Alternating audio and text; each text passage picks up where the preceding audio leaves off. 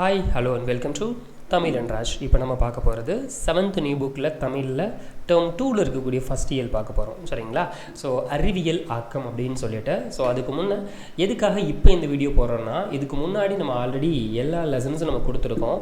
But நம்ம channel இந்த hack பண்ணப்பட்ட அந்த டைமில் நமக்கு இந்த வீடியோஸ்லாம் மிஸ் ஆயிடுச்சு.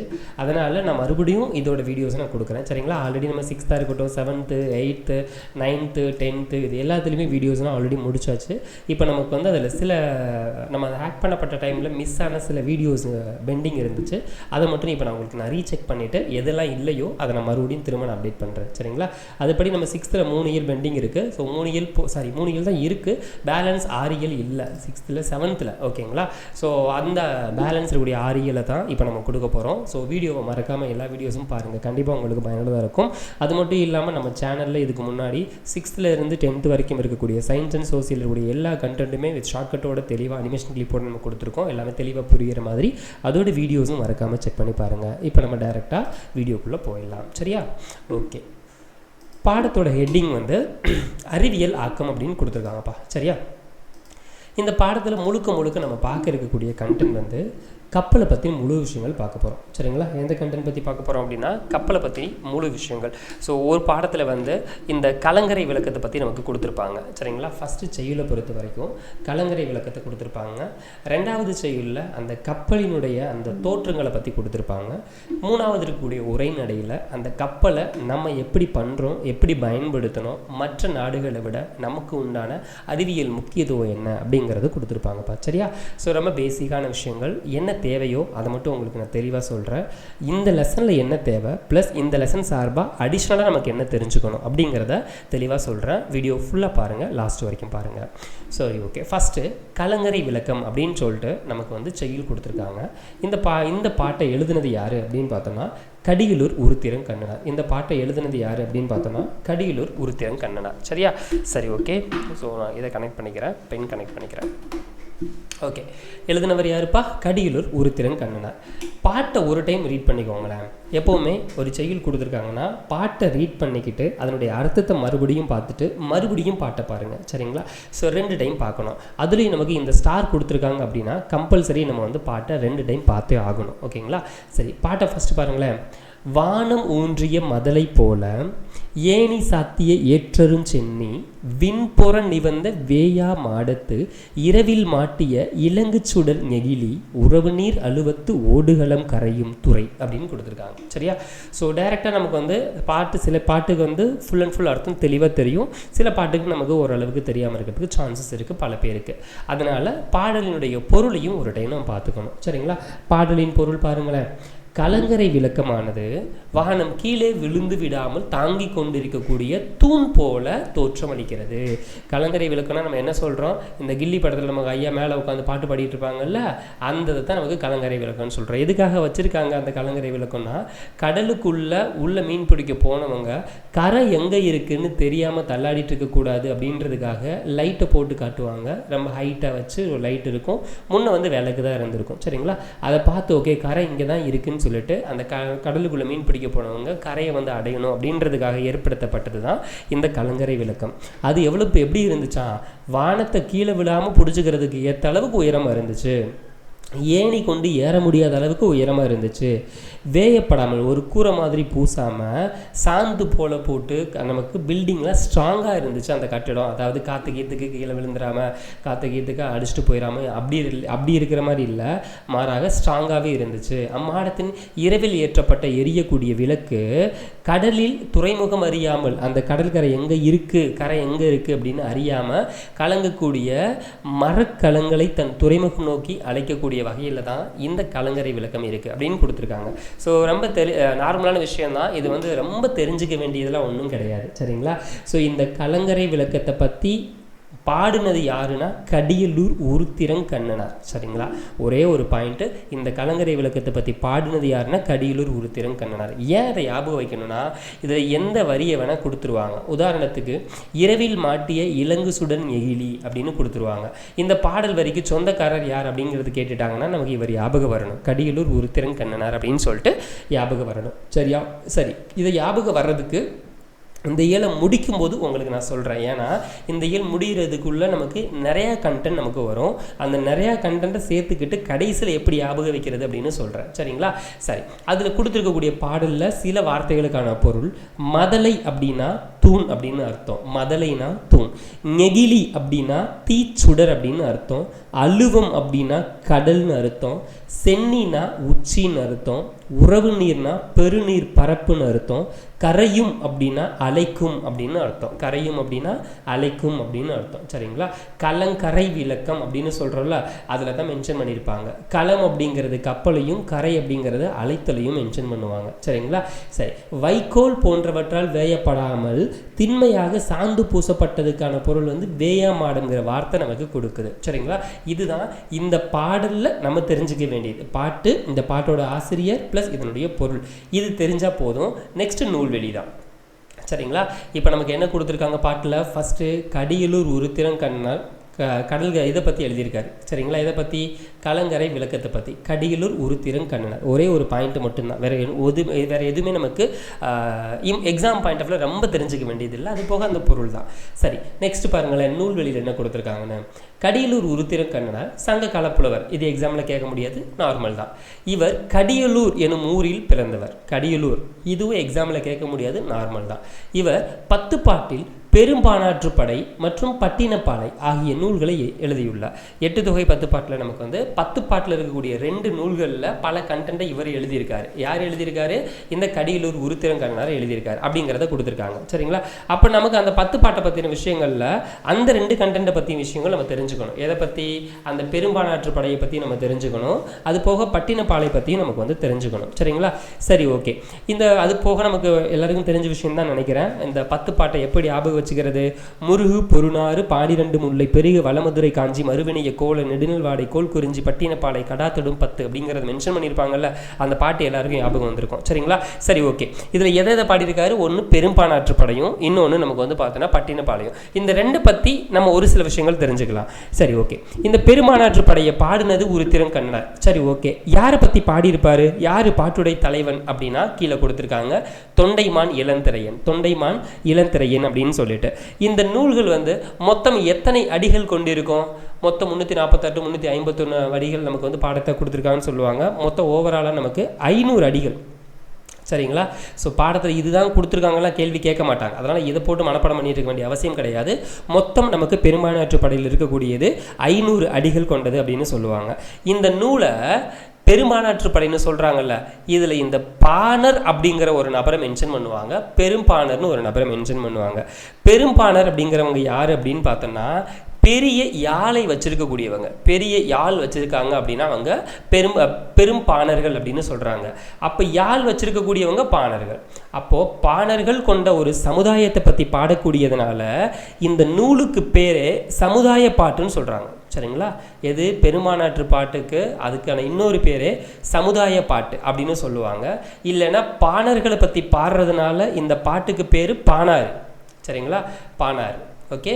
அப்போ பெரும்பானாற்று படையினுடைய வேறு என்னென்ன பேர் இருக்குது இந்த நூலுக்குன்னு கேட்டால், ஒன்று பாணாறு, இன்னொன்று சமுதாய பாட்டு அப்படின்னு சொல்லுவாங்க. சரிங்களா? ஸோ அதை தெளிவாக ஞாபகம் வச்சுக்கோங்க. ஓகேவா?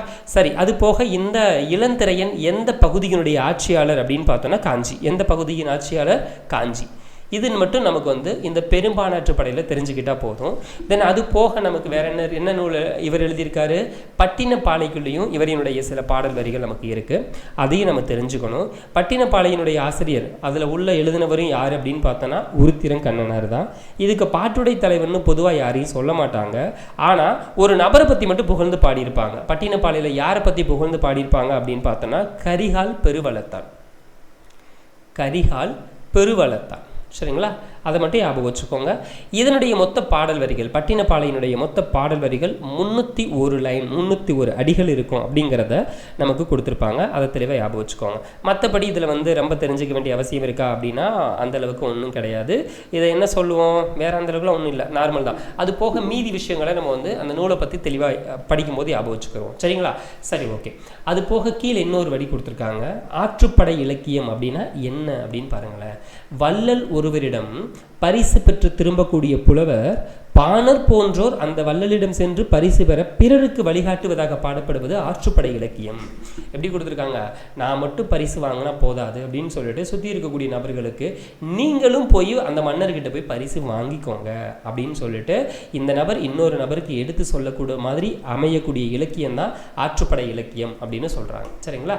சரி, 10 பாட்டு நூல்களில் என்னென்ன இருக்குது நமக்கு மொத்தமாக? திருமுருகாற்றுப்படை, பொருணராற்றுப்படை, பெரும்பானாற்றுப்படை, சிறுபானாற்றுப்படை, முல்லைப்பாட்டு, மதுரை காஞ்சி, நடுநல்வாடை குறிஞ்சிப்பாட்டு, பட்டினப்பாலை, மடைப்படுகடாம் அப்படின்னு சொல்லிட்டு இருக்கு. ஸோ இது எல்லாருமே உங்களுக்கு தெரிஞ்சிருக்குன்னு நினைக்கிறேன். இந்த மொத்தம் 10 பாட்டில் இருக்கக்கூடிய இந்த 10 நூல்களில் எது வித்தியாசமாக இருக்கும் அப்படின்னு பார்த்தோம்னா பொருணராற்றுப்படையும் சிறுபானாற்றுப்படைக்கும் சிறப்பு பெயர்கள் எது பொதுவாக அந்த அளவுக்கு கிடையாது. அதை ஞாபகம் வச்சுக்கோங்க. இல்லாட்டி ஒவ்வொன்றுக்கு சிறப்பு பெயரை மட்டும் ஒன்று சொல்கிறேன், இதை ஞாபகம் வச்சுக்கோங்க. முருகாற்றுப்படை அப்படிங்கிறத முருகு அப்படிங்கிற சிறப்பு பெயர் இந்த நூலுக்கு இருக்குது. அது போக புலவராற்றுப்படை அப்படிங்கிற சிறப்பு பெயரும் இந்த நூலுக்கு இருக்குது திருமுருகாற்றுப்படைக்கு. பொருணராற்றுப்படைக்கும் பெரும்பானாற்றுப்படைக்கும் பொதுவாக சிறப்புகள் இல்லை. பொருணராற்றுப்படைக்கு தான் இல்லை. சரிங்களா? சிறுபானாற்றுப்படைக்கும் அதுக்கடுத்து இருக்காது. பெரும்பானாற்றுப்படைக்கு இருக்குது. பெரும்பானாற்றுப்படைக்கு என்ன சொல்லுவோம்? இப்போ நம்ம சொன்னது இந்த பாணர்கள் அப்படின்னு சொன்னோம்ல, அது போக சமுதாய பாட்டை சொல்லுவோம். தென் அது போக முல்லைப்பாட்டுக்கு நெஞ்சாற்றுப்படை அப்படின்னு ஒரு பேர் இருக்குது. முல்லைப்பாட்டுக்கு நெஞ்சாற்றுப்படை அப்படிங்கிற ஒரு சிறப்பு பெயர் இருக்குது. மதுரை காஞ்சிக்கு மாநகர் பாட்டு அப்படிங்கிற ஒரு சிறப்பு பெயர் இருக்குது. மாநகர் பாட்டு அப்படின்னு சில சிறப்பு பெயர் இருக்குது. நெடுநல்வாடைக்கு முல்லை திரிந்த பாலை பாடல். சரிங்களா? எதுக்கு? நெடுநல்வாடைக்கு முல்லை திரிந்த பாலை பாடல் அப்படிங்கிறத சொல்லுவாங்கப்பா. இதை ஞாபகம் வச்சுக்கோங்க. சரிங்களா? ரொம்ப யூஸ் ஆகும். முல்லை திரிந்த பாலை பாடல் அப்படிங்கிறது இதனுடைய பேர். தென் அது போக குறிஞ்சிப்பாட்டுக்கு பெருங்குறிஞ்சி. குறிஞ்சிப்பாட்டுக்கு இன்னொரு பேர் பெருங்குறிஞ்சி அப்படிங்கிற பேரும் இருக்குது. பட்டினப்பாலைக்கு வஞ்சி நெடும்பாட்டுங்கிற ஒரு பேர் இருக்கும். சரிங்களா? வஞ்சி நெடும்பாட்டு அப்படிங்கிற பேர் இருக்குது. அதை ஞாபகம் வச்சுக்கோங்க. ஓகேங்களா? தென் அதுக்கடுத்து மலைப்படுகடாம் அப்படிங்கிறதுக்கு கூத்தராற்றுப்படை. மலைப்படுகடாம் அப்படிங்கிறதுக்கு கூத்தராற்றுப்படை அப்படிங்கிற பேர் இருக்குது. சரிங்களா? இப்போ 10 பாட்டு அந்த நூல்களில் இருக்கக்கூடிய சிறப்பு பெயர்கள் நம்ம தெரிஞ்சுக்கிட்டோம். அது போக இவர் சம்பந்தமான பெரும்பானாற்றுப்படை மற்றும் பட்டினப்பாளையினுடைய ஒரு சில விஷயங்கள் தெரிஞ்சுக்கிட்டோம். அது போக இந்த கடிகளூர் உருத்திரங்கண்ணனார் எழுதிய ஒரு பாடல் கலங்கரை விளக்கத்தை பற்றி எழுதியிருக்காரு அப்படிங்கிறத நம்ம ஞாபகம் வச்சுக்கிட்டோம். சரிங்களா? சரி, ஓகே, இதை மட்டும் ஞாபகம் வச்சுக்கோங்க. தென் அதுக்கடுத்து கீழே இருக்கக்கூடியதெல்லாம் நீங்களே வேணால் உங்களுக்கு ஞாபகம் வச்சுக்கோங்க. ஓகேங்களா? வேயா மாடம் அப்படிங்கிறது என்ன சொல்லுவோம்? சாந்தினால் பூசப்படுவது. வேயாத மாடம் அப்படின்னா என்ன? வைக்கோல் போன்றவற்றால் வேயப்படாது. இங்கே பாருங்கள், ஆப்ஷன் கொடுத்துருக்காங்க, வேயப்படுவதுன்னு கொடுத்துருப்பாங்க. இதுன்னு சொல்லி சூஸ் பண்ணிடாதீங்க. வேயப்படாது, சாந்தினால் பூசப்படுவது தான் வேயா மாடம். உறவு நீர் அழுவம். இத்தொடரில் அடிக்கோடிட்ட சொல்லினுடைய பொருள் என்ன? உறவு நீர் அழுவம் அப்படின்னா என்ன? கடல். அழுவம் அப்படின்னா என்ன? மேலே கொடுத்துருக்காங்கல்ல, இங்கே பார்த்தீங்கன்னா உங்களுக்கு தெரியும். அழுவம் அப்படிங்கிறதுனா என்ன? கடல். வேயமாடனா என்ன? திண்மையாக சாந்து பூசப்பட்டது. சரியா? தென் அதுக்கடுத்து கடலின் துறைமுகம் அறியாமல் கலங்குவது எதுப்பா? கடலினுடைய துறைமுகம் அழியாமல் கலங்குவது இங்கே கொடுத்துருக்காங்களா? கடலின் துறைமுகம் அழியாமல் கலங்கக்கூடிய மரக்கலங்களை தம் துறைமுகம் நோக்கி அழைப்பது. சரிங்களா? அதை தான் நமக்கு கொடுத்துருப்பாங்க. அதான் இங்கே மரக்கலங்களை. தென் தூண் எனும் பொருள் தரக்கூடிய சொல் மதலை. தூண் அப்படின்னா என்னது? இங்கே மேலே கொடுத்துருக்காங்கல்ல, மதலை அப்படின்னா தூண். சரிங்களா? சரி, இதுதான் நமக்கு இந்த லெசனில் தெரிஞ்சுக்க வேண்டியது. இந்த 4 கொஸ்டின் தெரிஞ்சுக்கோங்க. அது போக மேலே என்ன பொறுத்துக்க கேட்டாலும் நம்மளால ஆன்சர் பண்ண தெரிஞ்சிருக்கணும். சரியா? தென் அதுக்கு அடுத்த டாபிக் கவின்மிகு கப்பல். சரிங்களா? கப்பலினுடைய அந்த தோற்றத்தை பற்றின சிறப்பை மென்ஷன் பண்ணக்கூடியதாகத்தான் இந்த கண்டென்ட் இருக்குது. நுழையும் முன் பொதுவாக ரீட் பண்ணிக்கோங்க. எப்போவுமே கடலும் கப்பலும் கண்ணுக்கு விருந்தாக காட்சி அளிப்பவை. எஸ், நமக்கு பார்த்தோன்னா ராமேஸ்வரம் இந்த மாதிரிலாம் பகுதி போனோம்னாலே நமக்கு பொதுவாக சென்னையில் அந்த அளவுக்கு நமக்கு ஒழுங்காக தெரியாது மாரினா போனோம்னா கூட, ஆனால் ராமேஸ்வரம் போனோம்னா அந்த கடலில் அந்த கப்பல்கள் அப்படியே தாவி வர மாதிரி அலையில் வரும்ல, அது பார்க்குறதுக்கு நல்லாயிருக்கும். கப்பல் கண்ணுக்கு விருந்தாக காட்சி அளிப்பவை. அலை வீசக்கூடிய கடலில் அசைந்தாடி செல்லக்கூடிய கப்பலை காண உள்ளம் உவகையில் துள்ளும். அச்சம் தரும் கடலில் அஞ்சாது கப்பலோட்டியவர் நம் தமிழர். எப்படி அருமையான வார்த்தையா? அச்சம் தரக்கூடிய கடலில் அஞ்சாது கப்பலோட்டியவர் நம் தமிழர். காற்றின் துணை கொண்டு கப்பலை செலுத்திய முன்னோரினுடைய திறத்தை சங்க பாடலின் வழி அறிவோமா அப்படின்னு கொடுத்துருக்காங்கப்பா. சரியா? சரி, ஃபஸ்ட்டு இது மனப்பாட பாட்டான்னு பாருங்க. இல்லை, ஸ்டார் கொடுக்கல. அப்போ சும்மா ஜஸ்ட் ரீட் பண்ணி அதனுடைய அர்த்தம் தெரிஞ்சால் போதும். உலகு கிளர்ந்ததன்ன உருகெழு வங்கம் புலவுத்திரை பெருங்கடல் நீரிடை போல இரவும் எல்லையும் அசைவு இன்றி ஆகி விரைசலல் இயற்கை வங்கூலாட்ட கோடு உயர் திணி மணல் அகன்ற துறை நீகான் மாட ஒல்லியரி மருங்கறிந்து ஒய்ய அப்படிங்கிற பாடல் வரிய மருதன் இளநாகனார் எழுதியிருக்காரு. யார் எழுதியிருக்கா? மருதன் இளநாகனார். ஃபர்ஸ்ட் இந்த பாட்டினுடைய பொருளை ஃபஸ்ட்டே பாருங்களேன். உலகம் புடைபெயர்ந்தது போன்ற அழகு பொருந்திய தோற்றத்தை உடைய நாவாய் எது அந்த கப்பல், அது புலால் நாற்றமுடைய அந்த கடல்லிருந்து வரக்கூடிய அந்த ஒரு வகையான மனம். புலால் நாற்றமுடைய அலை வீசும் பெரிய கடலில் நீர் பிளந்து கொண்டு செல்லக்கூடிய, ஸோ அதில் எப்படி அந்த புலால் நாற்றமுடைய ஒரு கடலில் இந்த கப்பல் வந்து அந்த தண்ணியை பொழந்துக்கிட்டு வர மாதிரி வரும். இரவும் பகலும் ஓரிடத்தும் தங்காமல் ஒரே இடத்துல நிற்காம வீசுகின்ற காற்றானது நாவாயை அசைத்து செல்லும். ஒரு இடத்துல இருந்து இன்னொரு இடத்துக்கு அசைத்து எடுத்து செலுத்தும். உயர்ந்த கரையை உடைய மணல் நிறைந்த துறைமுகத்தில் கலங்கரை விளக்கத்தின் ஒளியால் திசையறிந்து நாவாய் ஓட்டுபவன் நாவாயை செலுத்துவான். நடு கடலுக்குள்ள இருக்கக்கூடிய நபர் கடல் கரையில் இருக்கக்கூடிய அந்த கலங்கரை விளக்கத்தை நோக்கி தன்னுடைய கப்பலை செலுத்தி கரையை வந்து அடைவான். அப்படி பெரிய ஒரு கப்பலாக இருக்கக்கூடிய அந்த கப்பலில் கப்பல் ஓட்டுபவன் இப்படி பார்த்து வருவான். தண்ணியை பொழந்துட்டு வர்ற மாதிரி வரும் அந்த கப்பல் அப்படிங்கிறத அதை மென்ஷன் பண்ணி கொடுத்துருக்காங்க இந்த பாடலில். சரியா? அப்படின்னா என்ன அர்த்தம்ப்பா? ஸோ நம்ம வந்து அங்கே கடலுக்குள்ளே போயிட்டு வணிகம் பண்ணிவிட்டு அவ்வளோ பெரிய கப்பலாக இருக்கட்டும், அவ்வளோ பெரிய இதில் இருந்து நம்ம வந்து வந்திருக்கோம் அப்படிங்கிற மாதிரி சொல்கிறாங்க. சரியா? சரி, அதனுடைய பொருள் தெரிஞ்சுக்க வேண்டியது அவசியம். உரு அப்படின்னா அழகு அப்படின்னு பொருள், போல அப்படின்னா பிளக்க, வங்குல் அப்படின்னா காற்று, நீகான் அப்படின்னா நாவாய் ஓட்டுபவன், வங்கம் அப்படின்னா கப்பல், எல் அப்படின்னா பகல், கோடு உயர் அப்படின்னா கரை உயர்ந்த, மாட ஒல்லரி அப்படின்னா கலங்கரை விளக்கம். இந்த பாட்டினுடைய பொருள் நம்ம வந்து தெரிஞ்சுக்கணும் கண்டிப்பாக. சரிங்களா? சரி, அதுக்கடுத்து ஆசிரியரை பற்றின ஒரு சில விஷயங்கள். ஃபஸ்ட்டு பாருங்கள், மருதன் இளநாகனார் சங்ககால புலவர். இதுவும் நம்ம வந்து அந்த அளவுக்கு தெரிஞ்சுக்க வேண்டிய அவசியம் கிடையாது, நார்மலான ஒரு விஷயம்தான். அது போக கலித்தொகையின் மருதத்திணையில் உள்ள 35 பாடல்களை பாடியவர் இவரே. ஸோ கலித்தொகையில் நமக்கு என்னென்ன திணைகள் இருக்குது? குறிஞ்சி, முல்லை, மருதம், நெய்தல், பாலை, மொத்தம் 5 திணைகள் நமக்கு வந்து கலித்தொகையை மென்ஷன் பண்ணியிருப்போம். அதில் இவர் எதை பாடியிருக்காரா? மருதத்திணையில். இவர் எதை பாடியிருக்காரு? மருதத்திணையில் 35 பாட்டை பாடியிருக்காரு. அது போக மற்ற பாடல்கள் என்னென்ன இருக்குது அப்படிங்கிறதும் தெரிஞ்சிருக்கணும். பொதுவாக கலித்தொகையை பொறுத்த வரைக்கும் 150 பாடல்கள் இருக்கும். குறிஞ்சி அப்படிங்கிறத பாடினவர் யார் அப்படின்னு பார்த்தோன்னா, குறிஞ்சியை பாடினவர் கபிலர். அவர் 29 பாடல்களை பாடியிருப்பார். முல்லையை நமக்கு வந்து பார்த்தோம்னா நல்லூர் திறனை மென்ஷன் பண்ணுவாங்க. அவர் 17 பாடல்களை பாடியிருக்காரு. மருதத்தை இவர் தான் மருதன் இளநாகனார் பாடியிருக்காரு. அவர் 35 பாட்டு பாடியிருக்காரு. நெய்தலை வந்து நல்லந்துவனார் பாடியிருப்பார். 33 பாட்டு பாடியிருப்பார். நெய்தலை வந்து நல்லந்துவனார் பாடியிருப்பார். சரிங்களா? பாலையை பொறுத்த வரைக்கும் 35 பாடலை பெருங்கடுங்கோ பாடியிருப்பார். பெருங்கடுங்கோ அப்படிங்கிறவர் பாடியிருப்பார். சரிங்களா? அதனால் ஞாபகம் வச்சுக்கோங்க. மருதத்திணையை பாடுறதுனால இவருக்கு மருதன் இளநாகனார் அப்படிங்கிறது பேர் வந்துருச்சு. சரிங்களா? மருதன் இளநாகனார் அப்படிங்கிற பேர் மருதத்திணையில் பாடுறதுல இவர் வல்லவர் அப்படிங்கிற ஒரு கான்செப்டுக்காக. சரிங்களா? இதை ஞாபகம் வச்சுக்கோங்க. மொத்தம் இந்த நூல் எந்த நூல்? இந்த கலித்தொகை அப்படிங்கிற இந்த நூல் வந்து மொத்தம் 150 பாடல்கள் இருக்கும். பாடிய புலவர்கள் மொத்தம் 5 பேரை மென்ஷன் பண்ணுவாங்க. கலித்தொகையை தொகுத்தவர் யார் அப்படின்னு பார்த்தோன்னா நல்லந்துவனார். நமக்கு மென்ஷன் கேட்க வாய்ப்பு இருக்குது. கலித்தொகையை தொகுத்தவர் யார் அப்படின்னு பார்த்தோன்னா நல்லந்துவனார் அப்படிங்கிறவர் தான் தொகுத்திருப்பார். இந்த நூலுக்கு கடவுள் வாழ்த்து பாடினவரும் இவர் தான். கடவுள் வாழ்த்து பாடல் பாடினவரும் இவர் தான். இந்த நூலுக்கு உண்டான இன்னொரு சிறப்பு வார்த்தை என்ன அப்படின்னு பார்த்தோன்னா கற்றறிந்தோர் ஏத்தும் களி அப்படின்ற மென்ஷன் பண்ணுவாங்க. கற்றறிந்தோர் ஏத்தும் களி அப்படிங்கிறது இந்த நூலை தான் மென்ஷன் பண்ணியிருப்பாங்க. தெளிவாக ஞாபகம் வச்சுக்கோங்க. சரிங்களா? தென் அது போக இசையோடு பாடுவதற்கு ஏற்ற நூல் அப்படிங்கிறதையும் இதுதான். சரிங்களா? கலித்தொகை இசையோடு பாடுவதற்கு ஏற்ற நூல் அப்படிங்கிறது எந்த நூல் அப்படின்னு கேட்டால் இந்த கலித்தொகையை மென்ஷன் பண்ணணும். தெளிவாக ஞாபகம் வச்சுக்கோங்க. ஓகேங்களா? சரி, அதுக்கடுத்து வேறு என்ன இருக்குது? அகநானூறு 8 தொகை நூல்களில் ஒன்று. பல புலவர்களால் இது பாடப்பட்டது. அது போக இது 400 பாடல்களை கொண்டது. இந்த நூலினை நெடுந்தொகை அப்படின்னு சொல்கிறாங்க. இது அகநானூரை பற்றி ஒரு சில விஷயங்களை நமக்கு கொடுத்துருக்காங்க.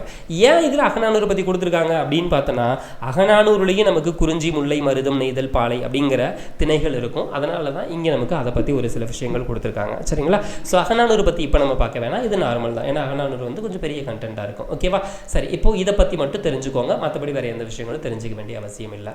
தென் 8 தொகை நூல்களில் கொடுத்துருக்கக்கூடிய 8 நூல்கள் நற்றிணை, குறுந்தொகை, ஐங்குறுநூறு, 10 பரிபாடல் அப்படிங்கிறதெல்லாம் கொடுத்துருக்காங்க. இதுக்கான விஷயங்கள் நமக்கு தெரியும். இதை எப்படி ஞாபகம் வைக்கணும் அப்படிங்கிறதும் தெரியும்ல. நற்றிணை நல்ல குறுந்தொகை 500 ஒத்த 10 ஓங்கு பரிபாடல் கற்றறிந்தர் ஏத்தும் கலியோடு அகம் புறமென்றும் இத்திரத்தை 8 தொகை அப்படிங்கிறத நமக்கு மென்ஷன் பண்ணியிருப்பாங்க. சரிங்களா? சரி, ஓகே. இதில் கொஞ்சம் வித்தியாசமான ஒன்று என்ன அப்படின்னு பார்த்தோன்னா, அகமும் புறமும் சார்ந்த நூல் எது அப்படிங்கிறத கேட்பாங்க. பரிபாடல் ரொம்ப இம்பார்ட்டன்ட் கண்டென்ட். மற்றபடி வேறு ஒன்றும் இதில் ரொம்ப டீப்பாக தெரிஞ்சுக்க வேண்டாம். நம்ம நெக்ஸ்ட் உள்ள போகும்போது பார்த்துக்கலாம். தென் அதுக்கடுத்து இந்த கொஷின்ஸ் நீங்களே ட்ரை பண்ணிங்க. சரிங்களா? ஸோ புக் பேக் தானே, ஒன்றும் பெருசில் இல்லை, அப்படி ட்ரை பண்ணுங்கள். ஒன்றும் பெரிய விஷயங்கள் கிடையாது. தென் அதுக்கடுத்து தமிழரின் கப்பல் கலை உரைநடைக்குள்ளே வந்துட்டாங்க. இதில் ஒவ்வொரு லைனாக நீங்கள் ரீட் பண்ணீங்க அப்படின்னாலும் இம்பார்ட்டன்ட் போலவே இருக்கும். சரிங்களா? ஸோ நான் என்ன பண்ணியிருக்கேன், எக்ஸாம் பாயிண்ட் ஆஃப் வியூவில் உங்களுக்கு என்ன தேவையோ, என்ன பாயிண்ட் தேவையோ அதை மட்டும் உங்களுக்கு நான் ஹைலைட் பண்ணி அதை மட்டும் உங்களுக்கு நான் இன்னும் தெளிவாக சொல்கிறேன். சரிங்களா? சரி, ஃபஸ்ட்டு கண்டென்ட் ஸ்டார்ட் ஆகிறது இங்கே தான். நமக்கு கிடைத்த நூல்களில் மிகவும் பழமையானது தொல்காப்பியம். அது நமக்கு தெரிஞ்ச விஷயம்தான். தொல்காப்பியத்துக்கு முன்னாடி என்ன நூல்பா அப்படின்னு பார்த்தோன்னா அகத்தியம். அகத்தியத்துக்கு உண்டான ஆசிரியர் யாருப்பா? அகத்தியர். இந்த அகத்திய நூல் நமக்கு கிடைக்கல. இவரினுடைய மாணவரை தான் தொல்காப்பியரை மென்ஷன் பண்ணுவாங்க. அந்த தொல்காப்பியர் எழுதின நூல் தான் தொல்காப்பியம். சரிங்களா? அந்த நூல் தான் நமக்கு கிடைச்ச நூல். அந்நூல் முன்னீர் வழக்கம் என்று கடல் பயணத்தை குறிப்பிடுகிறது. அந்த நூலில் வந்து முன்னீர் வழக்கம் அப்படின்னு சொல்லிட்டு கடல் நீரில் நம்ம மக்கள் வந்து போயிருக்காங்க அப்படிங்கிறத எடுத்து சொல்லக்கூடிய ஒரு வார்த்தை தான் இந்த முன்னீர் வழக்கம். ஸோ அப்படிப்பட்ட பழைய நூலிலேயே நம்ம வந்து வணிகம் பண்ணியிருக்கோம் அப்படின்னு மென்ஷன் பண்ணியிருக்காங்க. சரிங்களா? சரி, அடுத்து நெக்ஸ்ட் இங்கே வந்துடுங்க. ஒரு குறள் பூம்புகார் துறைமுகத்திலிருந்து கப்பல்கள் மூலம் பொருட்கள் ஏற்றுமதியும் இறக்குமதியும் செய்யப்பட்டன என்பதை பட்டினப்பாலை எடுத்து சொல்லுது. ஸோ நார்மல் இங்கே குறள் விட்டுருங்க. குறளில் வந்து நார்மலாக சொல்லுவாங்க, இது வந்து கடலோடு கால்வாய் நெடுந்தீர் கடலோடும் நாவாயும் ஓட நிலத்து அப்படின்னு சொல்லிட்டு திருக்குறளில் வந்து பெரிய கப்பல்கள் இருந்ததுக்கு ஒரு சான்று சொல்லியிருக்காங்க.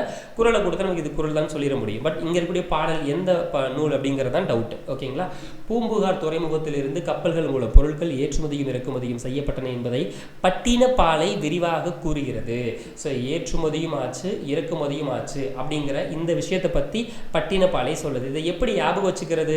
பட்டணத்துக்கு பால் நமக்கு ஏற்றுமதி பண்ணோம், அங்கேருந்து சில பொருட்கள் இறக்குமதி பண்ணோம் அப்படின்னு மட்டும் ஞாபகம் வச்சுக்கோங்க. சரிங்களா? பட்டணம், பால் அப்படிங்கிற ரெண்டு ஏற்றுமதி இறக்குமதி, இதை மட்டும் ஞாபகம் வச்சுக்கோங்க. உங்களுக்கு அடுத்த பாயிண்ட் வரும்போது வேற ஒரு விஷயங்கள் சொல்கிறேன்.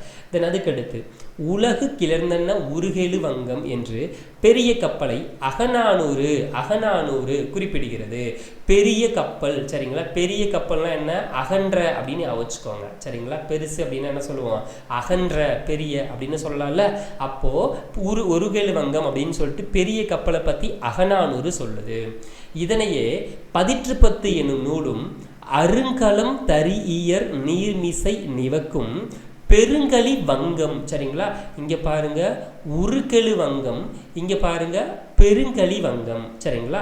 இதை எப்படி ஞாபகம் வச்சுக்கிறது? களி அப்படின்னு வார்த்தை வந்துச்சுன்னா 10 ரூபான்னு ஞாபகம் வரணும். களிங்கிறது ஞாபகம் வந்துச்சுன்னா 10 அப்படின்னு ஞாபகம் வரணும். களி எவ்வளவு ரூபா? 10 ரூபா அப்படிங்கிறத ஞாபகம் வச்சுக்கோங்க. சரிங்களா? மற்றபடி பெரிய அகன்ற கப்பலை பற்றி மென்ஷன் பண்ணால் அகநானூறு, களியோட கப்பலை பற்றி மென்ஷன் பண்ணால் அது 10 ரூபா. சரிங்களா? இதை ஞாபகம் வச்சுக்கணும். தென் அதுக்கடுத்து சேந்தன் திவாகரம் எனும் நிகண்டு நூலின் பல வகையான கப்பல்களினுடைய பெயர்கள் குறிப்பிடுகின்றன. இது ஒன்றும் ரொம்ப ஞாபகம் வச்சுக்க வேண்டியதில்லை, நார்மல் தான். ஸோ இப்போ மேலே 3 விஷயங்கள் பார்த்தாச்சு. தென் அதுக்கடுத்து நெக்ஸ்ட்டு கீழே வந்துடுங்க. தமிழர்கள் நமக்கு உண்டான பல பேர்கள் என்ன சொல்லியிருக்காங்கன்னு பாருங்களேன். அந்த கப்பல்களுக்கு உண்டான பேர்கள் தோணி, ஓடம், படகு, புனை, மிதவை, தெப்பம் அப்படிங்கிறது எல்லாமே சிறிய நீர்நிலைகளை கடக்க பயன்படுத்தின கப்பல்களாகவும், களம், வங்கம், நாவாய் அப்படிங்கிறது பெரிய அளவில் பெரிய நீர்நிலைகளை கடக்கிறதுக்கு பயன்படுத்தப்பட்ட நாவல்னு சொல்கிறேன், நாவாயாகவும் மென்ஷன் பண்ணியிருக்காங்க. சரிங்களா? கப்பல், சின்ன கப்பல், பெரிய கப்பல், அவ்வளோதான், வேறு ஒன்றும் கிடையாது. தென் அதுக்கடுத்து இங்கே பாருங்கள், ரொம்ப இம்பார்ட்டண்டான ஒரு கண்டென்ட். கேள்விகள் கேட்கறதுக்கு சில சான்சஸ் இருக்குது. நியூசிலாந்து நாட்டு வெலிங்டன் அருங்காட்சியகத்தில் பழங்கால தமிழ்நாட்டு கப்பல்களில் பயன்படுத்தப்பட்ட மணி ஒன்று இடம்பெற்று இடம்பெற்றுள்ளது. தமிழர்கள் அயல்நாடுகளுக்கு கப்பல்களில் சென்றனர் என்பதற்கு இதுவும் ஒரு சான்றாகும். பிற்கால சோழர்களில் ராஜராஜ சோழனும் ராஜேந்திர சோழனும் பெரிய கப்பல் படையை கொண்டு பல நாடுகளை வென்றனர் என்பது வரலாறு பகிர்கிறது. ரொம்ப இம்பார்ட்டன்ட். யார் யாருப்பா? ராஜராஜ சோழனும் ராஜேந்திர சோழன். ரொம்ப இம்பார்ட்டன்ட். சரிங்களா? மறந்துடாதீங்க. தென் கப்பல் கட்டக்கூடிய அந்த கலைஞர்களை கம்மியர் அப்படின்னு சொல்றாங்க. கப்பல் கட்டக்கூடிய கலைஞர்களை கம்மியர் அப்படின்னு சொல்றாங்க. தென் இந்த ஒரு வார்த்தை எந்த நூல் பாருங்களேன். களஞ்சை கம்மியர் வருகென கூவி, களஞ்சை கம்மியர் வருகென கூவி எனும் மணிமேகலை அடியால் அறியலாம். இந்த பாடல் வரி எந்த நூல்பா?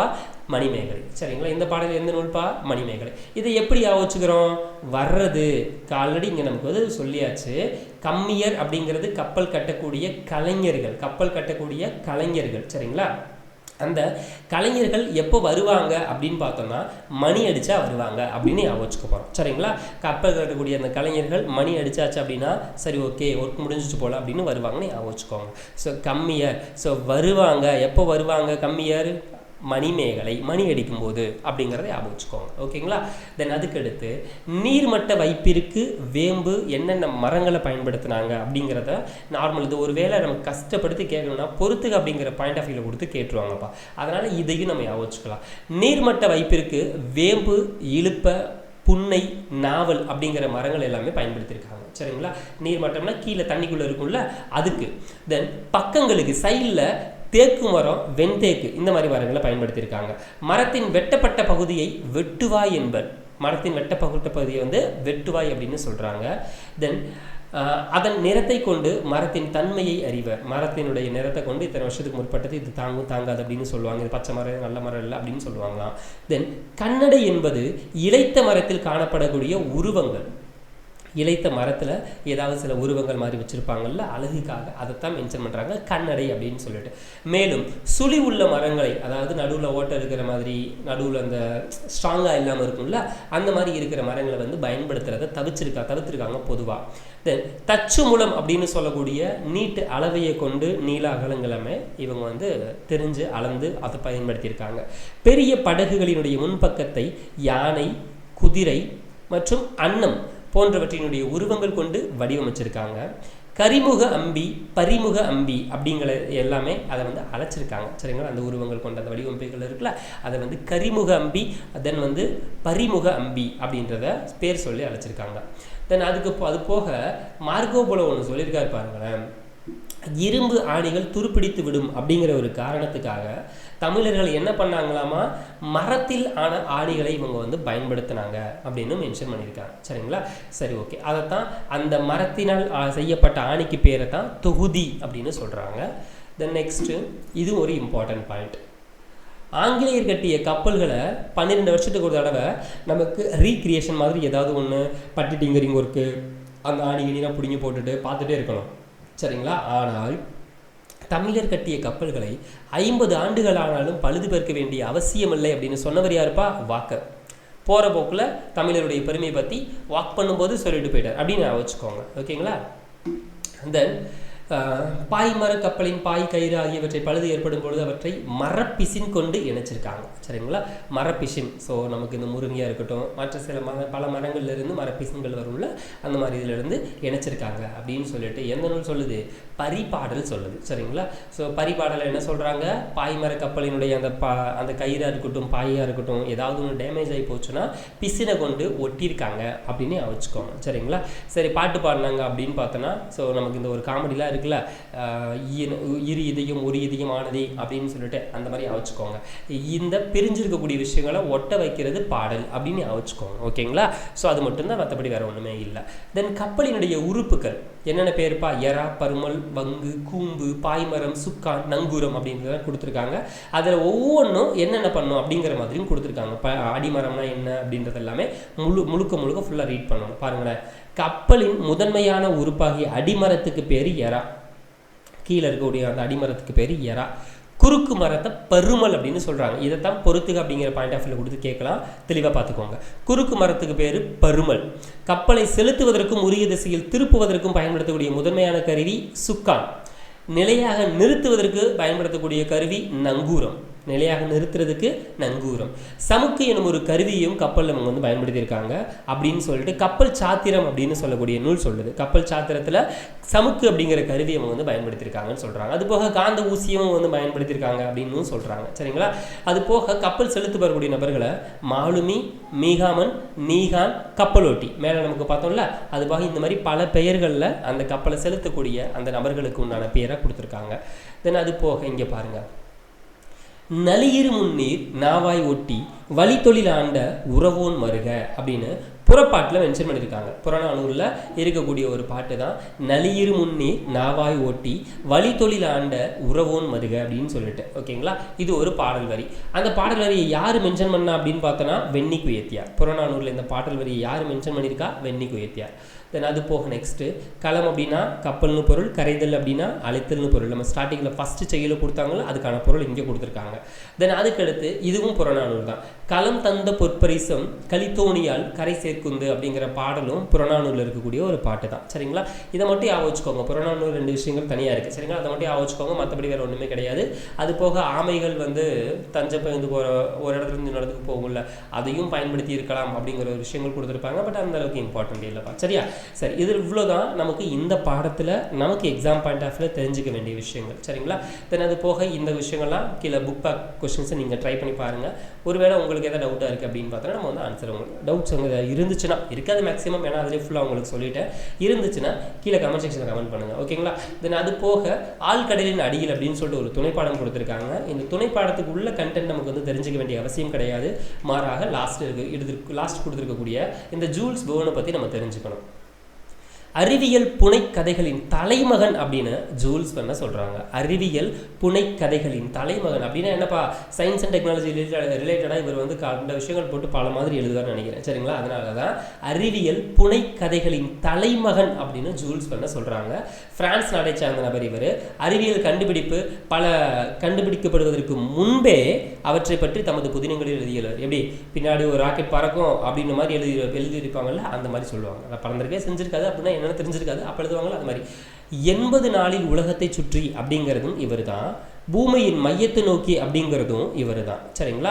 அது போக ஆழ்கடலின் அடியில் அப்படின்னு சொல்லக்கூடிய ஒரு புதினமும் இவரினுடைய கண்டென்ட் தான். ஸோ ஜூல்ஸ் வேர்னை பற்றின விஷயங்களில் நம்ம தெரிஞ்சுக்க வேண்டியது 3 கண்டென்ட். ஒன்று 80 நாளில் உலகத்தை சுற்றி, இன்னொன்று பூமியின் மையத்தை நோக்கி, இன்னொன்று ஆழ்கடலின் அடியில். இந்த 3 பாயிண்ட்டை பற்றி மட்டும் தெரிஞ்சுக்கிட்டாலே போதும், வேற எதுவுமே தெரிஞ்சுக்க வேணாம். ஜூல்ஸ் 1 80 நாளில் உலகத்தை சுற்றி, பூமியின் மையத்தை நோக்கி, ஆழ்கடலின் அடியில். சரிங்களா?